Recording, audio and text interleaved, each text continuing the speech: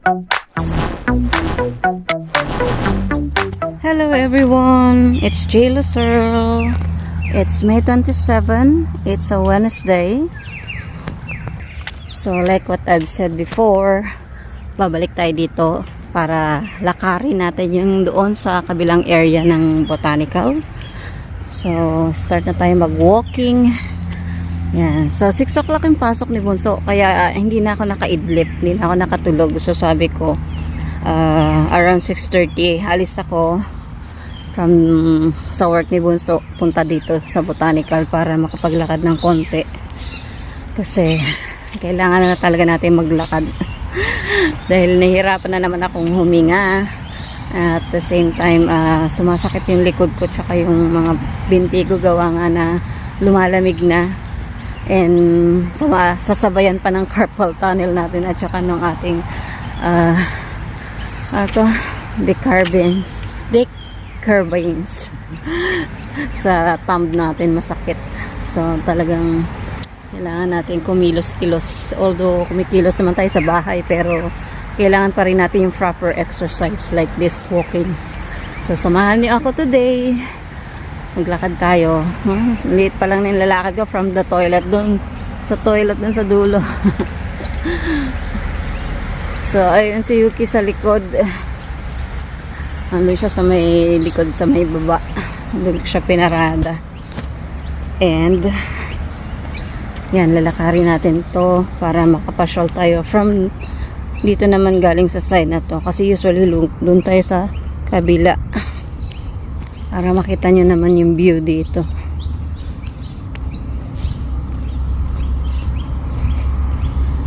So may dala rin akong tripod just in case gusto ko mag pictorial. So ayun si Yuki. Yan. So malamig-lamig and naka-ano lang ako, naka-cardigan. Sabi ko baka pawisan ako kaya hindi na ako magmamakapal na jacket.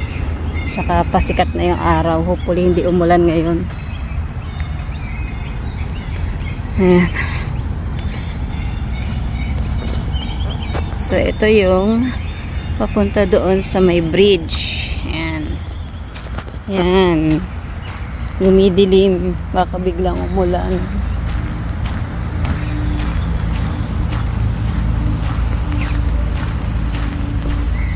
Sayang wala tayong pang dalang food para sa mga turtles. Mga rito. Turtles and ayan, may pelican. Guys, may pelican. Nasa gitna.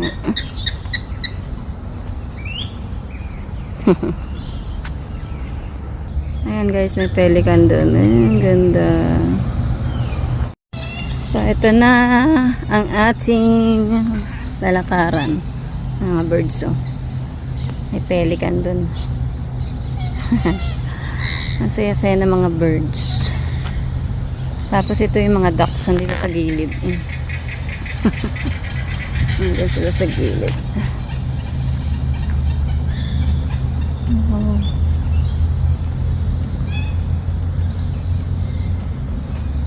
Yan yung house. Ito yung may toilet dyan. So dito tayo nag-pictorial last time. Tumatakbo yung manok. Yung manok ay tumatakbo. Meron palang ginawang rito, yung inukit na train. Ngayon ko lang ito napansin. Nung sumakay kami, hindi namin nakita. Hindi ko napansin ito. Ayan, ang ganda niya, diba? Ang cute. Tapos yan talaga yung bilihan ng ticket ng train. Tapos yan. Yan kayo sasakay sa Riles. So ito yung fund. Mga birds. Ayun yung mga birds. Nandun sa kulay brown na birds. Hindi ko alam po anong klaseng birds sila. Ayan. So walang nakikitang turtles. Wala yatang turtles dito. Nasa kabila siguro. Lakad na tayo para makapaglakad. Yun ang purpose ko. Nalilibang ako sa mga nakikita ko. Panda. Nakada tayo guys. Hindi tayo makakarami ng lakad dito eh. Nalilibang ako sa nakikita ko. Ayan. Una-una kong punta rito 2017 18 18. Hindi pa to ganito itsura. Yung una akong pinapunta rito ni Polar Bear 17 ata yun. Kasi 16 siya pumunta sa amin. 17 kasi ano yun eh, November 1 ako pinapunta. Ayun yung birds. Ayan sila, nandun sila lahat. Ayun yung pelican. Meron din dito isa. Ayan. Meron din mga ducks. Ayan, ducks.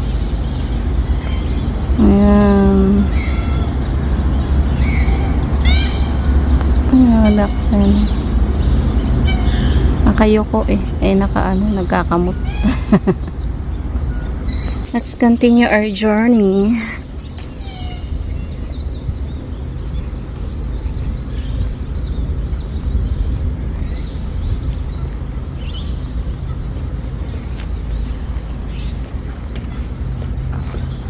Diyan.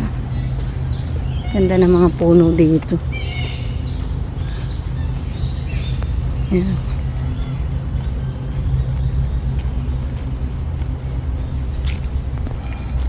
Ayan.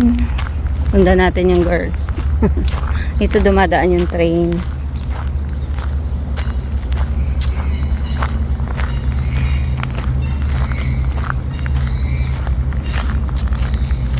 Ay, ang lamig. Grabe ang lamig.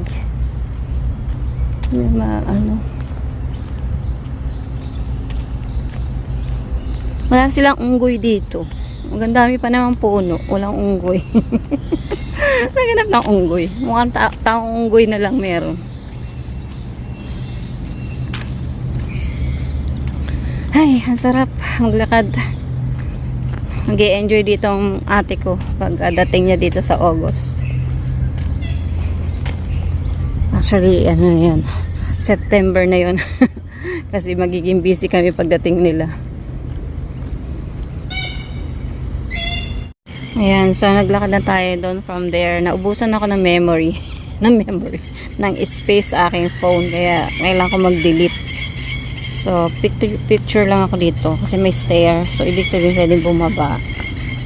And we'll see. Picture tayo from here. Ayan na guys. Ang dami ako nakikita dito. Kaya nabibisi ako magtingin-tingin.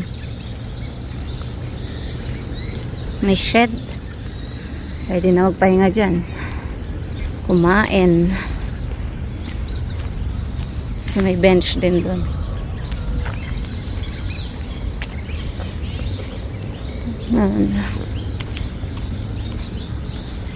Umulan. Basa yung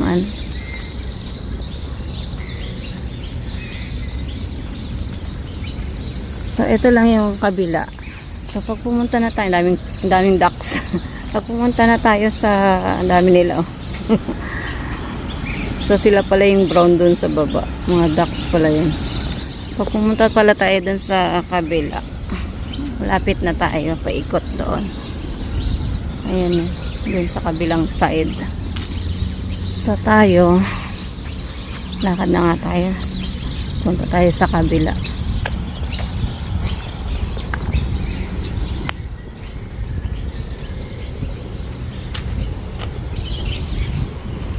Pahinto-hinto kasi ako. Kaya hindi ako hinihingal. Pero kung dire-diretso hingal na ako ngayon. So meron ding table dito. Sa mga sulok-sulok.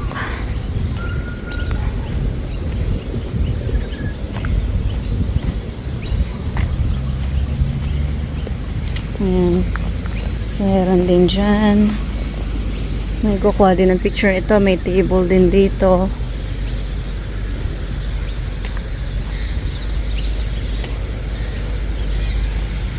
Ayan. Morning. Ayan, ang ganda ng flowers. Ang ganda. Lalo na to. Ang ganda. Ayan. Nandito tayo sa baba. Umikot lang tayo sa kabila. Ayan.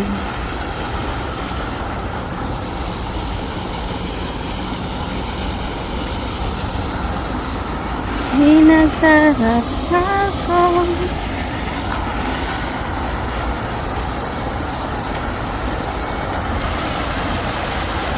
Ganda, diba? Ang ganda-ganda.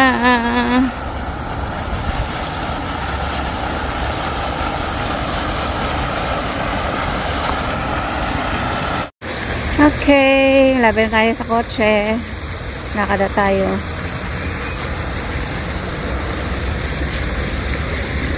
Mamaya, samahan nyo ako, may pipick up tayong bread press. In order ko yun na ano siya, second hand para kay Kuya Gary. Nainggit kasi siya dun sa bread press ko. Charot.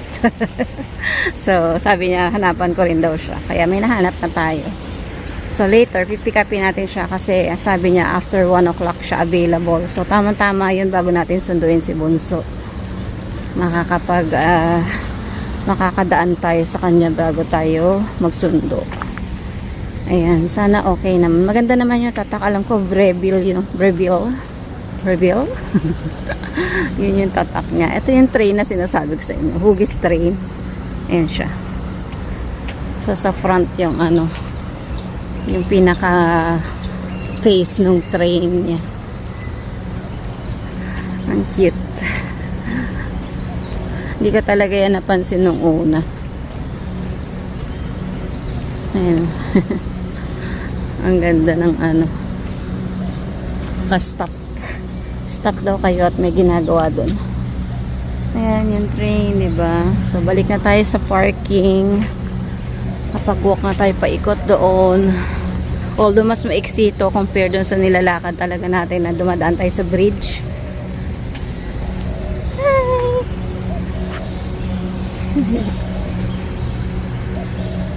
Ang daming ducks talaga dun, oh. Ayun, ang dami nila. Grabe. Isang katutak sila. Nasa, ano. Ay. Ayan. So, let's go na. Balik na tayo sa ating car. Ang lamig. Although, nararamdaman ko medyo pinawisan ako. Konti lang. Kasi nga naka-cardigan ako. So, let's go sa car. Dito tayo sa left side.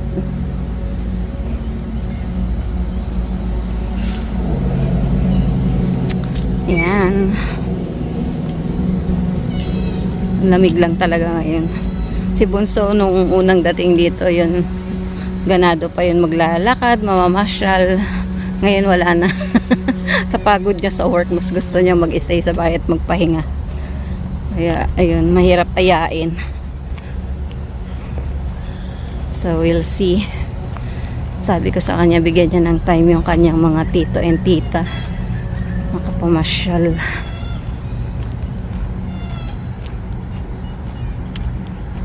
Yung paligid.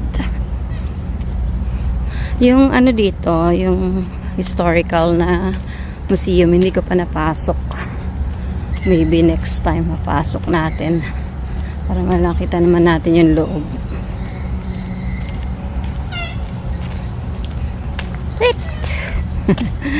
Kulit ng ano.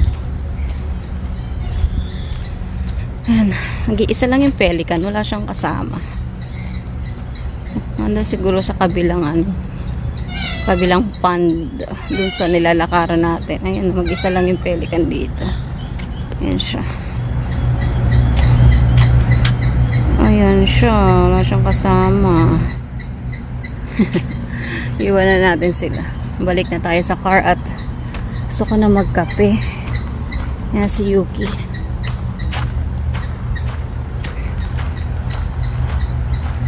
Si Yuki.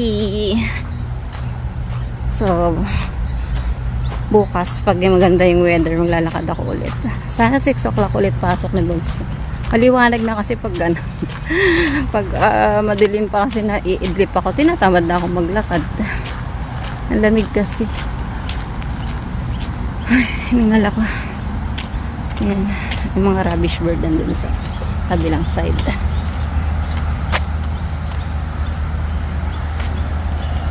Yan na si Yuki. Let's go na guys. Uwi na tayo.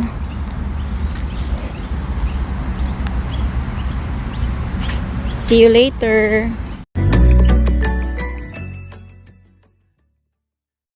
Luto tayo ng ulam namin.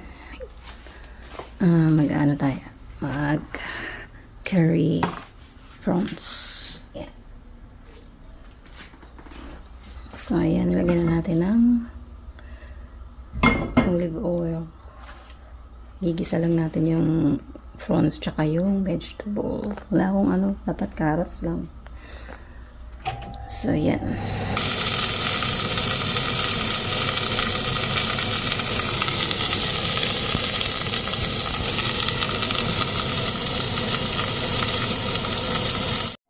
A few moments later.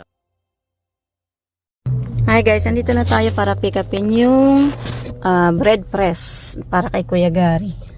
So, antayin ko lang yung message niya kasi sabi niya before 1. Pero parang walang tao pinapagawa niya yung bahay niya. So, tingnan na lang natin. Hi guys, ito na tayo sa Macadamia. Makiki-toilet ako ulit. Nakuha ko na yung binili natin for Kuya Gary. Mamaya ite-testing natin yun. Kasi sabi niya, hindi na daw yung nagamit kasi nga namatay na yung may-ari. So, bago-bago pa naman siya. Kaya, alam kong okay pa yon. So, punta muna ako Macadamia, makiki-toilet. And then, sunduin na natin si Bunso. 1:45 na. Hi guys! Nandito na tayo sa work ni Bunso. So, antayin na lang natin siya. Past 2 o'clock na, 2:07 na. Siguro mga 2:30 siya lalabas. Kasi hindi naman sila ganun nakabusy.